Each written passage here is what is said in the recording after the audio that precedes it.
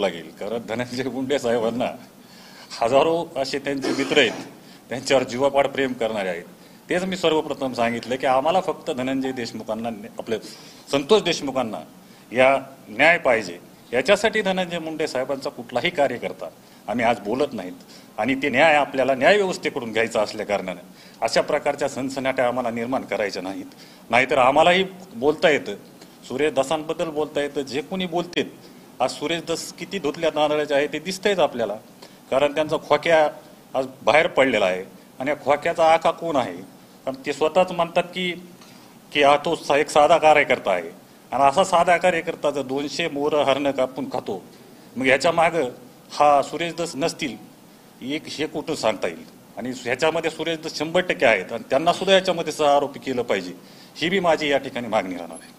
आपण जर बघितलं तर आज धनंजय मुंडेवर राजकीय स्वरूपाचे आरोप होत होते, परंतु प्रथमच कौटुंबिक स्वरूपाचे देखील आरोप केले गेले. काय कारण असावं या सगळ्या? निश्चितपणे आता काय राहिलंच नाही ना. आता काय दुसरा आरोप करायला काही राहिलं नाही, म्हणून कौटुंबिक हल्ले सुद्धा त्या ठिकाणी केले जात आहेत.